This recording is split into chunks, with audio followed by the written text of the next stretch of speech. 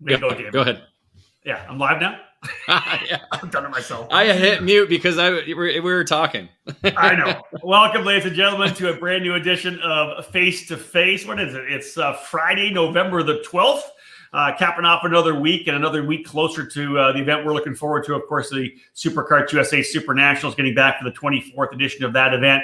But a race happened actually in Las Vegas last weekend, and we definitely want to talk about. The ROK Cup USA folks had their event, the ROK Vegas race with big numbers by Planet Hollywood, just beside the strip there. And we got three of the winners from that event. David, cool to see that event go off. It did not go off without a hitch. We hear about a couple of things that happened kind of a couple of weeks beforehand, but Garrett Potter and his crew. We'll shout out to Garrett Potter. It's his birthday today, I believe, for Garrett, right? Let's get a shout out to Garrett. He had to jump through a bunch of hoops to make that thing happen, but for what we were able to see and watching some of the live camera shots that people were putting on Facebook, looked like it was a pretty cool event. And as we said, three guys going to talk to us about that today. Yeah, from Michigan and from Canada, it looked like everything went off without a hitch. Obviously, there's a lot of stuff going on behind the scenes. Obviously, with going to a new location that they went to behind Planet Hollywood and Bally's, and so it's anytime you go to a new location for a temporary circuit, it adds on probably double the amount of work that you typically have when you just host an event.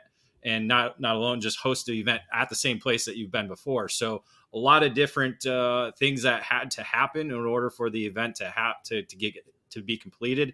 Yeah. And again, learning, building a new racetrack. So that's always a key element. You got to understand what the parking lot actually has in terms of surface and other amenities that you need in order to host a racetrack, and obviously the paddock, bathrooms and all that. A lot of different things go into hosting a temporary circuit like that. Well, and let's give the props to Garrett Potter. Let's be real. He obviously did a couple of races at ROK the Rio, but Dave, he's been doing a couple of temporary circuits as well as part of the Florida Winter Tour, right? It's really been kind of the cornerstone of the Winter Tour in Florida that he's had a couple of temp circuits. So he knows how to put one together. Again, some last minute changes on the parking lot they were going to use, but they were able to get the job done, and just good for the sport to be able to get a lot of people there. And I chatted with somebody else earlier this week and talking about the fact that amazing, the 350 or whatever it was at ROK, there's going to be over 400 at the Super Nationals. I think that many entries, that many race drivers out there with teams. Obviously, the industry, getting that the influx of cash needed at the end of the season, it just keeps the motors rolling, right? Keeps everything oiled, and to have people racing in Las Vegas at the end of the year like this, I think it just kind of puts an exclamation point at the end of what's been a great season so far this year. Yeah, everybody kind of ramps up and builds up for these last two events on the year, especially over the last 5 seasons that we've had the ROK Vegas and obviously Super Nationals and they were able to host the ROK the Rio last year, so that kept kind of that momentum building from 2020 into 2021. And like you said, when you host a number of different temporary circuits, it's just like practice. And the more you do it, the better you become at it, and you understand what works and what doesn't. So, as Potter and his crew continue to host temporary events like they'll do at the Florida Winter Tour in 2022, they're just going to keep fine tuning, just like you do in the driver's seat or when you're mechanicking that event. So let's bring in, we got 3 winners, 2 of them from Texas, 1 of them from New York. Let's bring Martin Stone in, the winner in the VLR Masters class. We got Jordan Musser, a winner in the Master Shifter category, and Nate Cicero, a last lap pass to win in ROK Senior. Guys, thank you so much for joining us here on the EK and Face2Face. Thank you for having us. Thanks for having us. All right, let's start with Nate Cicero. Nate, obviously we talked to you just a couple of weeks ago because you're coming off what's been a pretty cool experience for you. You got a chance to go to the Mazda Spec Miata Shootout. You won that, so you're going to be a factory driver for Mazda next year in their club racing program. Let's first and foremost let's ask about coming into the weekend, the ROK Vegas weekend. Did you have a little bit of momentum coming in, maybe some confidence coming off that win? Yeah, I would say so. It was, the USPKS event before that wasn't too good, but it's always nice to come off of something with a win and go into the next race. I just had a good feeling going into the weekend. So, yeah, it was nice. we'll preface the fact that Nate's out at his place, kind of out in the country a little bit of lag based on the internet. So we'll give him a little chance to kind of roll in here. Nate, overall a weekend, especially with the competition that they had at ROK Vegas, man, when you rolled out first, let's give me the progression throughout the weekend. Did you feel pretty good when you first got on track? Temporary circuits always change, and you told us as well, that was your first ever temp circuit race, right? Yeah, that was my first ever street race, first ever ROK race, second time in Vegas, so not first time there. But yeah, it was definitely interesting going into that weekend, and I really liked the track straightaway. I feel a little more confident on low grip tracks, like Road America. I've always been pretty decent there. So yeah, I thought it was a lot of fun. It felt fun to drive. I liked the track. I know some people didn't have the best opinions on it, but I thought it was really fun. So, yeah, it was a good weekend. Well, flow-wise, it had a lot of hairpin corners, right? Obviously, the wide entry there, you could just see hairpin after hairpin, but still a lot of good flow. How long did it take for you to get comfortable running within the barriers? Because that's something obviously very different. Those people who run regular racetracks with no barriers, you got the grass runoff, much different. Your entry's different, your exit's different, the apex, you don't have that curbing. What were your thoughts on, and how long did it take you to get comfortable driving within kind of the walls, the barriers of a temp circuit like that? I felt pretty comfortable straight away, which I know isn't the case for most people. But yeah, I just didn't really pay attention to them. Had a couple of little scrapes in the first few seconds, but wasn't too bad. And yeah, just getting nice to listen. Just gotta think of it like their curbs in a way, or like their homestead curves. Try not to drive on them like you do a homestead. They're homestead curves. Just get nice and close to them, but don't go into that. That's it. Yeah, that was kind of my mentality, and I guess it worked. David, you're on mute. Hold on. Let's Just like the real world. Oh, back on mute again. I got him. And then how the main event unfolded. We were fourth and fifth for most of the heat races, and then how did the main event unfold for you to get up front? So I had a really good start. I got up to third immediately after turn one, with a little help from the driver behind. Got a little bit of a push, which was fine. Didn't get pushed back, so that was nice. And then I had some decent pace in the first few laps. Jack was pushing me pretty much the whole way. And we got up to Ryan, and he was able to let me by, thankfully, which is nice of him. But Jack got by with me. And then he got past me and pretty much just drove away because he was extremely fast the entire weekend. Just had a tenth or two on all of us. And then we got up to Tulio, and Jack got by him. I got by him not too long after. And then I saw his radiator starting to come off, and I knew that was going to be my opportunity to go chase him down. Because I knew I think it was heat 4, my car got really hot, and the bottom end got a lot worse. I lost a lot of pace. So I knew that was going to be the case for him, unfortunately. But I was able to chase him down just enough on the last lap to get to him where he had to block, and was able to win out that battle. Yeah, an old school kind of over-under. He didn't block completely to the inside, didn't hold down to the bottom, and you did the over-under on him. We've seen the video online, which has been great. When it comes to that point when you're sitting second, you're just waiting for the opening. Did you expect the opening to come? Were you surprised when he gave you so much room to the inside of the racetrack? Well, I had a chance out of turn 8, I believe it was, like where all the teams were placed. I think of it as like the second main straight. But he was able to get a good run out of there around the outside. And they were so quick through the last 2 corners. I know that's where I was struggling the most on the whole track. So I think if he hadn't blocked, he would have probably won.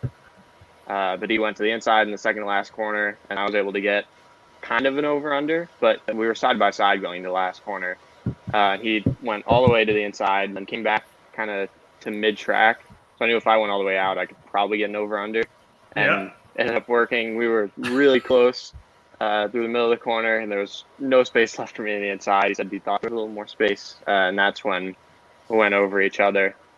But I was able to just get that run. And if there was one more lap, I would not have finished the race because when I landed about 4 or 5 teeth in my chain, on my sprocket were pretty torn up. So Really? I was lucky to finish. Yeah. No kidding. Yeah, that was if there was one more lap, definitely would not have finished. So it was a close call, but yeah, able to get that. We pause our face-to-face broadcast for this quick commercial break. Stay tuned for more here on the EKN Radio Network. Is IndyCar your dream? If it is, for 2022 and beyond, the path from karting to IndyCar has gotten even clearer. It's time to look into the new USF Juniors program. As a stepping stone onto the road to Indy presented by Cooper Tires, Anderson Promotions will debut a new series next season that will provide the ultimate opportunity for driver development for karting's career-minded racers. The new USF Junior Series will feature a 6-event, 16-race schedule to train racers for the move into the Cooper Tires USF 2000 Championship. The champion will win a scholarship worth over $200,000, and the total prize fund will exceed $325,000. Next year, the series will utilize the current HPD-powered Ligier JS chassis, and a brand new car with a Halo-type device will be introduced in 2023. If IndyCar is your goal, USF Juniors is the starting line. For more information, visit usfjuniors.com and follow USF Juniors on social media. In karting, it's important to be supported by the right people. With over 40 years of experience in the sport, Trinity Karting Group has everything you need to make your program successful. We do it all, and we do it right. Trackside support and arrive and drive programs are available in 2021 for the USPKS and the SuperKarts USA Pro Tour and Super Nationals, with full product sales and service and professional coaching from our experienced staff. Trinity Karting Group is a full-service operation based at the Motorsports Country Club of Cincinnati, which gives us access to our custom-designed driver training facility. This allows us to offer private, one-on-one coaching to take you to the next level. Trinity Karting Group is also your Midwest home for Tony Kart and IAME, and we're your source for MG and Avinco tires in the region. Tony Kart quality cannot be beat, so call us today to put you in a new chassis for your next event. From arrive and drive and coaching programs to the parts you need, let Trinity Karting Group provide you with customer service and a racing experience second to none. Trinity Karting Group has a long history in the sport, a winning pedigree, and we're dedicated to driver development. We take pride in our professional approach and our positive attitude. Let us build a custom race program for you. Give us a call at 513-421-4463 or check us out online at trinitykartinggroup.com.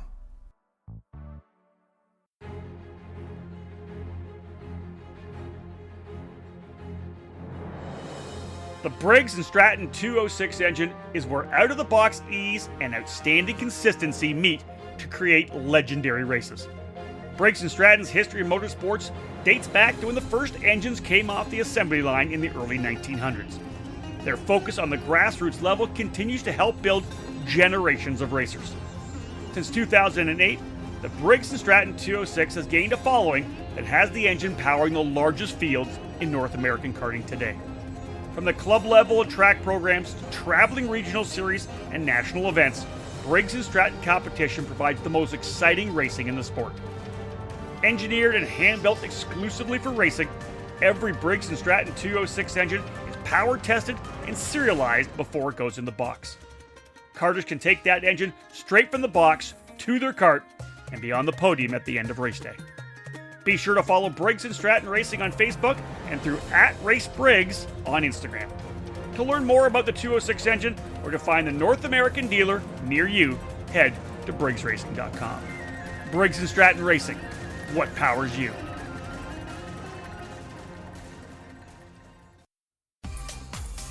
Welcome back to Face2Face on the EKN Radio Network.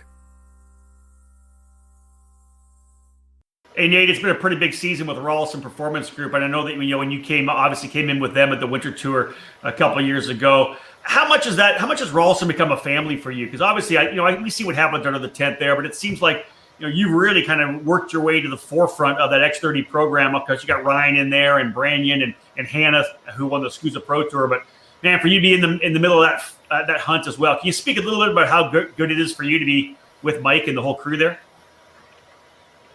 Yeah, it's awesome to have teammates who are going to be at the front every race. It creates a little more challenge, but we're all pushing each other to be the best that we can. And doing the data with Ryan, I think especially helps so much. Just every session, we're always looking at data, always getting, I think, the best out of the carts. And I think that's why you see so many of us up front. That's where we get that advantage, because we have 4 or 5 people that are going to be at the front of the grid. So we know we know what to make changes on, and we know where we can get those last couple of tenths or hundredths at the end of the day. That gives us that little advantage over everyone else, which you need in a field this competitive. Yeah, no doubt. Well, congrats on that win. Let's move over to Martin Stone. Martin, I don't think obviously a lot of people in the U.S. maybe know quite who you are. The cool factor is the fact Nate's talking about going over data. Well, you were kind of a guy, through the last decade that was going over the data with your drivers, right? You have such a career and kind of a resume of working with Tony Kart Factory, Strawberry Racing, working with the CRG Factory as well. Before we jump into what you did this past weekend at ROK Vegas and getting that win in the VLR Masters class, just give us a little kind of insight into where you were, your career as a kind of a factory mechanic, and some of the great drivers you worked with. Yeah, so basically started racing when I was around 8 or 9, and then stopped when I was about 17. Got into the mechanicing side of it, so went to Italy and lived over there for a while, working with the factory teams and working with some of the best drivers in the world. Some of them now are actually on the F1 grid. So yeah, pretty much worked in Europe for I'd say a good 10 years with all the factory teams, and then it's gone full swing back the other way now to being able to race myself again, which is really cool, really cool. We love that. We like to welcome guys back, because obviously we see them, in your racing career, and then you get to the point where, man, I don't have the money to keep racing.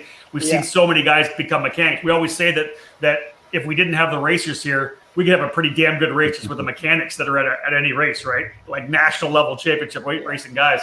So you're back at it though, Martin. You come over here to the U.S., a couple of years back to work with Bennett. You end up meeting your wife here. You end up staying here right now. What brought you back to the seat? What was it that said, hey, listen, I want to get back to racing again? It was an escape to get away from the office. So I actually went over to Mike Jones's place over at DKC. Yep. Just a little bit of rental fun. And he was like, hey, look, we got these new VLRs in. He's like, jump in, have a go, nothing serious. And of course, nothing serious turns out to, just do a club race, do a regional, and then, before you know it, you're racing in Vegas 1 year later. Right? Because you have done some racing this year. We'll jump into what happened at Vegas, but I know you ran the Florida Winter Tour. You did some Texas Sprint Racing Series. David had mentioned earlier to me that you ran a USPKS race as well. So you did kind of dive in, not just in Texas, but outside as well. Yeah, it was more just to see what championship's going to be good for me next year to do a full season of. Yeah. Florida Winter Tour was really, really good to start the year with. USPKS is something that I'm going to do next year, the whole season, hopefully. Just trying to see what's going to be a good fit for me. So what were the expectations coming into ROK Vegas? A pretty darn good field in the VLR Masters class. What were your thoughts coming in first and foremost? It's the same guy. It's the same guys in X30. They're at the front, and when they come back to VLR, they're at the front as well. So but the advantage I did have, luckily, at the temporary circuit, none of them have got any experience at the track. Like when we went to Road America, these guys have raced there before, and so all the other tracks like Ocala, when it was there, they've all done many laps, so we're always like a day or two behind. Right. So it's good, but to go to a temporary track that no one's seen, so that was an advantage for sure. It was good. Let's talk a little bit. Okay, go, David. I was just to say that's always been kind of the thing. It helps to level out the playing field going to temporary circuits. You mentioned you went to USPKS. That was with the 125. What's kind of the difference between, because you started with the VLR and then you did the 125 there. What are kind of the differences in driving and setup that you kind of do between the two? It's just obviously the tires are a lot stickier for sure, and a little bit more power. And I'd say rather than having 3 of you in a battle, there's generally six or more in a train, and it could be anyone's on the last lap. I do think the 100cc stuff is more spread out for sure. Interesting. Let's talk about the weekend itself. Coming out of the gates, tell me, how do you kind of progress? Where'd you qualify? How things go in the heat races? And in the middle of that, kind of tell us a little bit as well. I wanted to get Nate to do it, but we'll go to you. How much did the track change throughout the weekend at ROK Vegas? My God, quite a lot, to be honest. From session one, you could visually see the barriers going in, not like a foot, up to like 2-3 feet moving in each time. And I think by the end they just gave up and they were like, okay, this is where the exit is now. So people pounding the barriers? Yeah, and then really? in the end they were just pretty much just leaving it where it was. So yeah. Oh, all right. Yeah, Okay. and it's just being brave enough in the sessions just to adapt and just use that bit of exit if the barriers moved in quick enough. So let's talk about your main event. Where did you start in the main event, and how did things go for you to be able to get the victory? Main event, we started P9, so not ideal. We had a disqualification in a heat, which didn't help, so put us on the back foot. But we knew we had the pace all week, so yeah, just pretty much saved it at the start. Went really safe, held back at the start. I didn't want to get a bumper penalty, so we held back at the start, and then just really got my head down and kind of had like a 1-lap rule of as soon as I got there, just immediately get past them. So I don't get in their rhythm. I'm not on their lines. I'm not doing what they're doing. Just constantly moving forward. So let's talk about the team a little bit. Obviously, a good squad around you. Give us some props on the guys you're running with. Yeah, so with Crosslink, they're actually about 10 minutes down the road from where I live, so it just fits really well. So I know the boys, Tyler, Dre, and Sean from Crosslink as well. Yeah, just awesome crew, and what I like, they don't treat me any differently, and they're really hard on me for the whole week. I don't think it's just you. I think it's everybody they're hard on. Yeah. I like that. At that level, man, I like to meet with your hard on guys. Do you plan on running with them again next year, Martin, if you're going to go USPKS? Yeah, that's the plan. Yeah, for sure. That's awesome. Let's move over to Jordan Musser. We've talked to Jordan a lot. We've seen him on top of the podium a lot. Jordan, as I kind of watched live timing throughout the weekend, it just seemed like it was one of these battles again where it was eventually going to be you and Ryan Kinnear battling it out. There was other guys obviously in the fight as well, but overall, if you look back at the event, what were your thoughts on ROK Vegas and getting another good fight for a race win? Yeah, it was a little different for me. Obviously, I had visibility to practice times that you probably did just because we were timing everybody before the transponders on, and we had a pretty huge margin going through practice. I think even in the time sessions, we were typically 2/10 plus up on the field. I didn't run a new set of tires in practice at all. We started session one on new tires and did not put new tires on again until qualifying. So even though there were people getting closer to me, I was still on old tires. So not only does that give me confidence in just outright speed, because I'm doing it on old tires, but also I know the chassis is really good on old tires. So what I wouldn't say I didn't account for, but I absolutely knew was going to happen, but didn't want to happen, is Bill figured it out, right? So by the final, clearly Ryan was super fast. In the heat races, I mean, I didn't win the third one technically, although I crossed the line first. That's because of the red flag and all that. But I mean, I literally won or crossed the line first in every single heat race. And I would say easy. Like, I didn't struggle to make those passes. Final was totally different. I drove probably the hardest I remember driving ever. Wow. Period. Seriously. Story. I wanted to win so bad. Like, I was so fast all weekend, and to be staring the back bumper of his go-kart, I literally said, no freaking way am I losing this race. Like, it's just not going to happen. It's just absolutely not going to happen. And I knew I had the pace. I knew my car was going to be better at the end. So with I'd lost track of laps. I didn't know what lap we're on. I knew we were getting really close, or I should say, I hope we're near the end because I was out of energy. My tank was empty. My physical tank was empty. So I was like, I'm just going to pass this lap. I don't know where it's going to be. I'm going to do it. It's just going to happen. And that's what it did. And then ended up, driving to a couple tenths of a set. Enough that he couldn't really challenge me. The last two laps are pretty easy. He just kind of cruised around. We pause our face-to-face broadcast for this quick commercial break. Stay tuned for more here on the EKN Radio Network.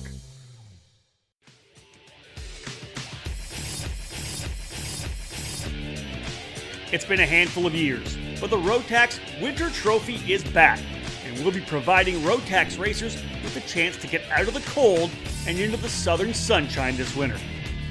With Rotax Grand Finals tickets up for grabs, plus many other prizes, the Winter Trophy will be a must to start the 2022 season. The Rotax Winter Trophy Series will include 2 events and 4 rounds, both located in Florida in January and February.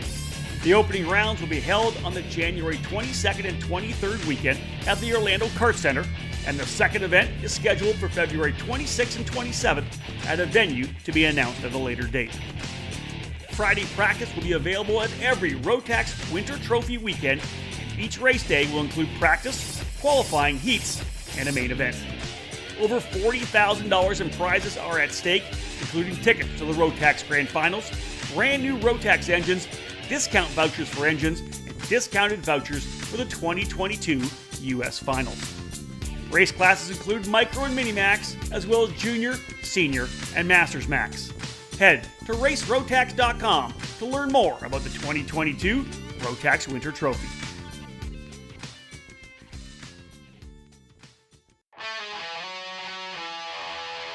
Winning takes top quality equipment, flawless preparation, experienced coaching, and passion. And at Team GFC, we live our passion. Developed by American karting champion Gary Carlton, the GFC chassis has become one of the newest brands to reach the top of the podium in North America. GFC has garnered victories and championships at all levels of the sport since its debut at the end of 2018. Shifter car drivers are at the front of the field running the GFC GT14 frame, and the SS31 has become a solid contender in tag and 100cc competition. Team GFC has arrive and drive packages available for all categories, including the mini and micro classes, utilizing the GFC RR5 Cadet chassis. These young pilots have the opportunity to be part of the Team GFC Young Driver Development Program. Learn from one of the best American karters with over 25 years of racing at the highest levels of the sport, offering personalized training on and off the track. Follow GFC Karting on Facebook and Instagram, or click over to gfckarting.com to learn more about joining Team GFC in 2021. GFC, live your passion.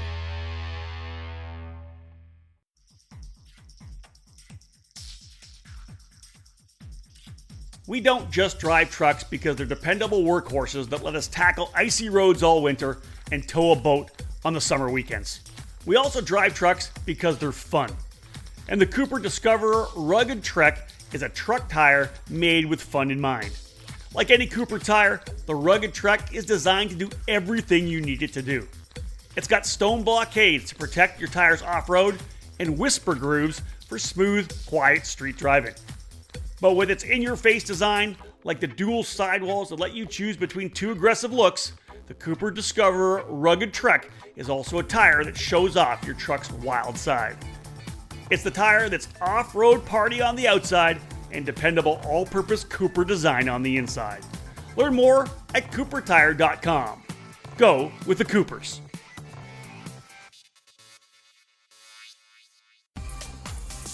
Welcome back to Face2Face on the EKN Radio Network. Yeah, a couple tenths of a second. Here's my question for you.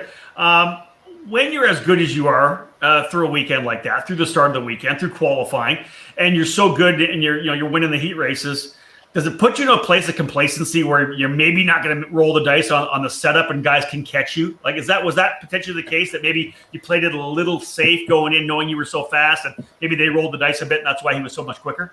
Yeah, so Dave beat me up a bit. My sponsor, Dave Pauly, he beat me up a bit on that. Was always asking me, what are you going to change? What are you going to change? Because we weren't changing much. So I'd say, yeah, a little bit. I'll say two things we did. One is I always compare myself to Jake. Like, my barometer is not my class. It's Jake. I have his data. Jake French, 20 pounds, there's a difference, but it's not that big of a difference. Like, I know what I should be doing, and clearly Jake is, arguably one of the best that, in the United States, period, full stop. And so I'm not dialing my card in to beat Ryan. That's the result. I'm dialing it in to beat Jake. That's my goal. But one thing that's an advantage when you start off right off the trailer and you're fast is we're able to try things that we wouldn't have had time otherwise. Like, we were playing with tire pressures on the first day. And normally you're kind of leaving that alone and you're going to fine tune that later because you're still working on big stuff. And we just like, well, what do we change? Well, I don't know. Let's take 2 pounds out of the tire and see what it does. And normally you wouldn't have that flexibility. On a race week like that. Do you think with the tire, do you think that's because it's a temporary circuit and there's not a lot of rubber put down? Do you think that helps changing it early or playing with it early? No, I think it just gave us confidence so that when we went into the final, I know I was running lower pressures than Ryan pretty much most of the weekend, and I knew I could go lower because we'd already tried it. So, if you're going to go take a pound out for a 25-lap final, if you haven't done 25 laps yet, you don't know what the cart's going to do and how bad it's going to be on the first couple laps and what you're going to have to do to stay in the lead. And I already knew we'd already done it on Thursday. So it was like it was just a confidence thing. Did it ultimately help me win? I don't know, but it definitely gave me the confidence to know we could drop the pressure and I wasn't going to be totally out of control. With Ryan's under the same tent as you, so is he in his own corner and you're in your own corner kind of deal? So at this one race, actually, we were not. He was with Giebler. Okay. But normally he does pit with us. And absolutely, Dominic, the owner of PSL, puts us at opposite ends. I'm dead serious. We're friends, right? But there's definitely some tension on race weekends. We've crashed together a lot. There's definitely a joke in the Masters category that if Ryan and Jordan are racing to lead, there's at least a 50% shot that third place guy is going to win.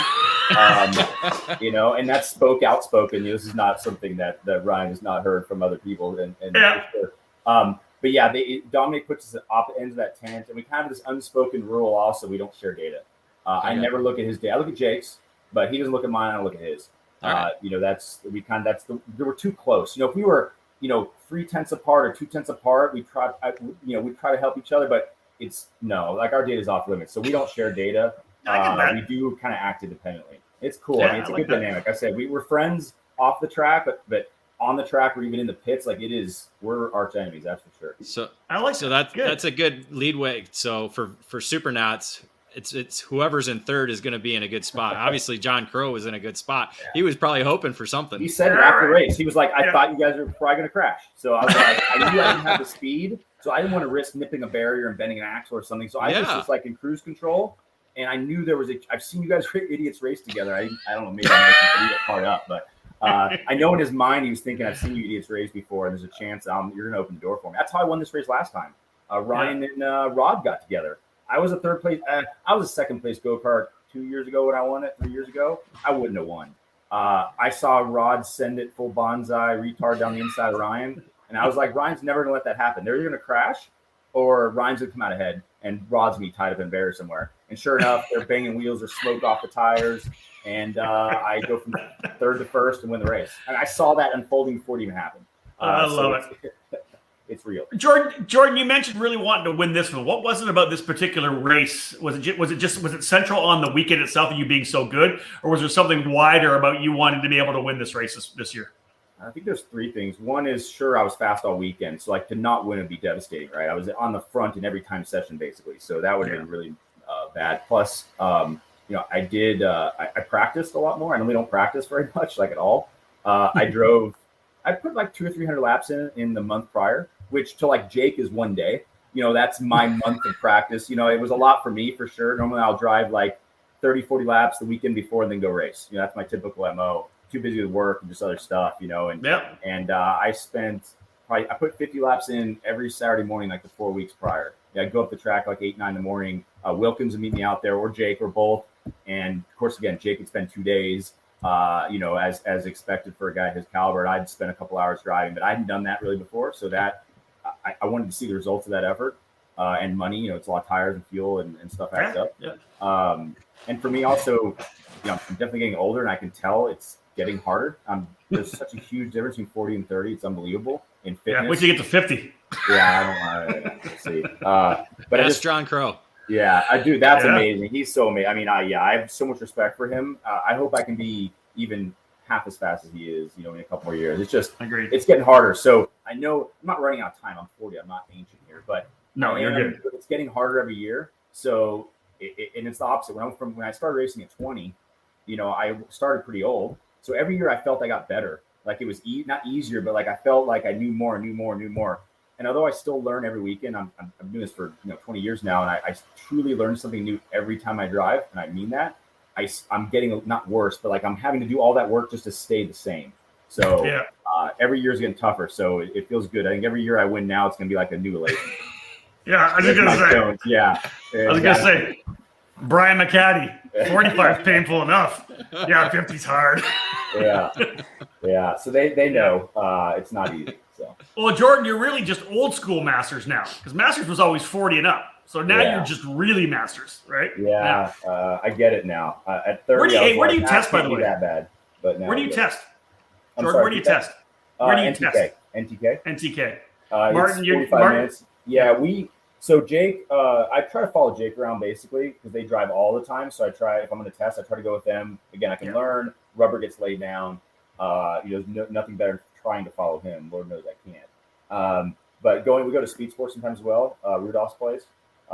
It's nice to change it up. But NTK is where I do most of my driving. Just because it's so close. And with I used to go to Mike Jones's place all the time. I mean, I used to go to DKC. That was where we went to, actually. That was like all we did 10 years ago. But the last few years, the track has degraded a little bit just because all the rental cars. There's nothing you can do about it, right? But I'm looking forward to. He just invested, I don't know, like $4 million or something. I don't want to put the number in his mouth, but some big number to redo the track. I don't know if you guys watch the website, but they're redoing the track completely. I think they're doing like 2 tracks so we can run. Yeah, exactly. Yeah. So my guess is you ask me the same question next year, and I'll be saying I'll be at DKC quite a bit. Hey, Martin, I know you're close to DKC and you go out and race with, drive around with Mike Jones a little bit. Have you had a chance to get out there to see what they're doing on the racetrack? No, I think they just started tearing up as we were in Vegas last week. So I haven't been out there just yet, playing catch up this week. But it'd be good to get out there and get tested with Mike again and hit him around a little bit. This really has been our Texas karting week. We did a show yesterday with a bunch of guys from Texas, part of the whole Texas crew, and then of course we turn around and get a couple of Texans here to talk about it as well. Nate, I apologize. You're the only lone Texan not as a guest, but we talk about testing. How much testing did you do, Nate, going into this? I don't think you did a lot, did you? Was there anything you could do to get ready for a temp circuit? No, I did nothing. I was just it was GoPro, and then the Mazda shootout, and then this. So, yeah. Well, guys, let's wrap things up here. Jordan, I'll go to you, then I'll go to Nate, because obviously momentum's a key thing in motorsports. How big is this win, Jordan, for you? Not being on the temp circuit, getting a feel for it, the chassis itself. How confident are you now, maybe going into Supernats at the end of the year, start of December? Yeah, so I mean, obviously the chassis are working the best they have in probably 5+ years of row, so that's confidence. Okay. I'm confident because I think I'm actually more confident the way I won the race. I didn't just drive away like I did in the heat races. I had to use the speed. I mean, I had to have that, right? But I had to do a little racecraft, and I had to think through the strategy of getting, by Ryan cleanly, and so I would say I'm very confident. I like the results of the hard work I put in. It's with my schedule these days, work.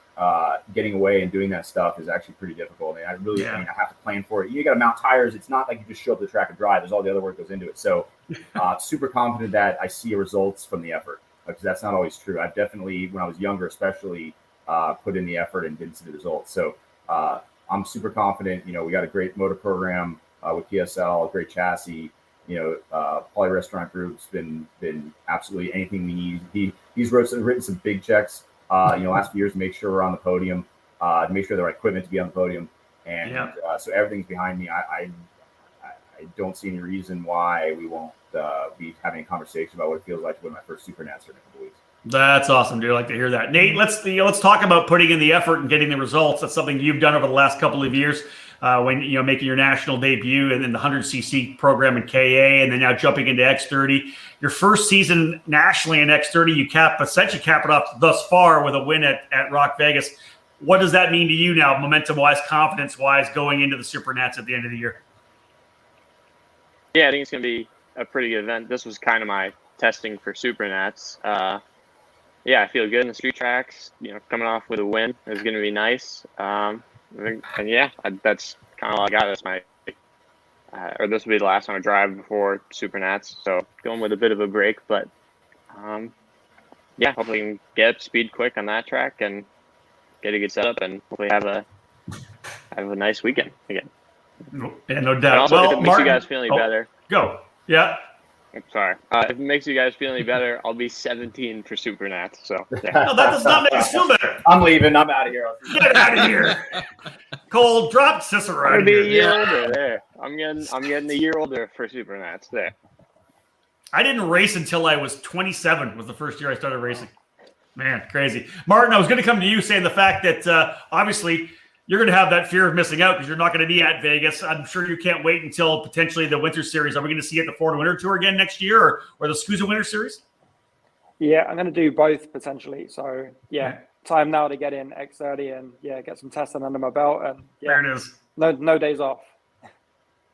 Here's another little shot here. Mike Smith says, huge tip of the hat to Martin and the whole Crosslink team. Bloody quick. We know Mike obviously was very quick in the category as well. So there's one of your competitors giving you a shout out there, Martin. Yeah, they're all great guys. All the guys at the front were just, top of their class. And, hats off to them. Well, you know what? The bottom line is we're happy for you guys winning there. We're happy for the sport, having a great run there. Shout out to Garrett Potter and the whole crew from Rock Cup USA to get that event out, get that Rock Vegas done. Of course, we'll look forward now to the Super Nationals. Nate, Jordan, Martin, thank you so much for joining us, guys. Thanks for having us.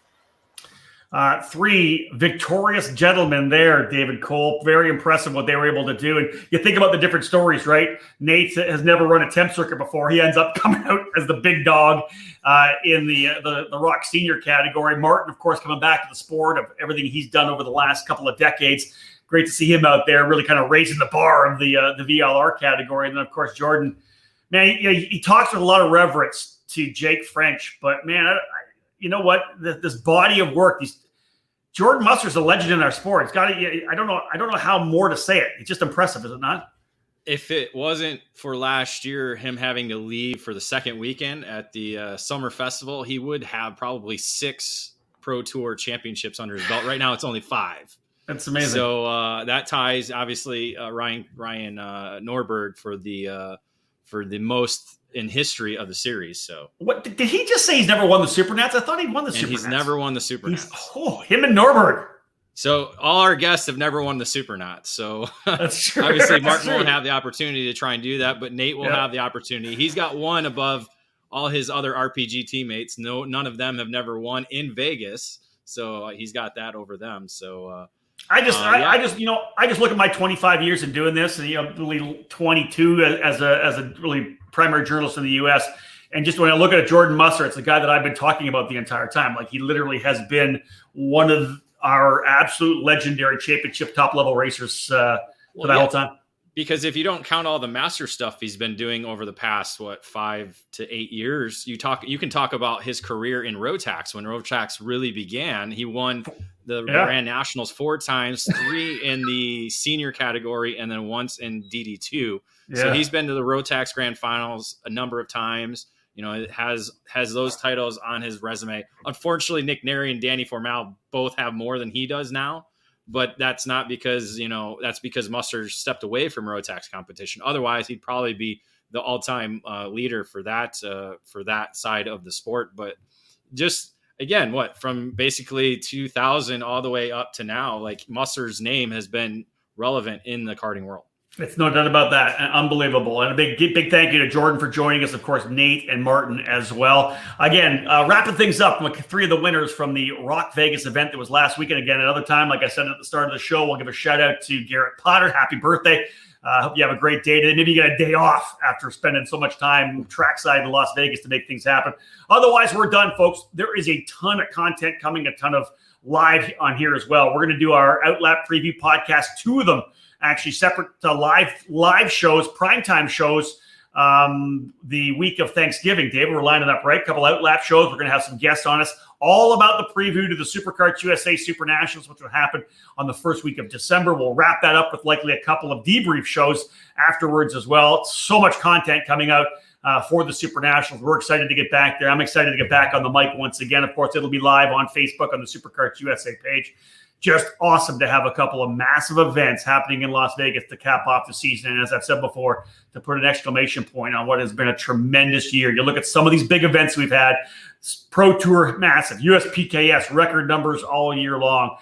Cup Karts North America for grassroots Briggs and Stratton racing. The massive Spring Nationals, a ridiculously big Grand Nationals at Newcastle, and, of course, capping off with a couple of great races here in Las Vegas. It's going to be a great way to end the season, and, of course, then kicking off the 2022 campaign. Folks, thank you so much for joining us. We appreciate it. On behalf of David Cole, my name is Rob Howden.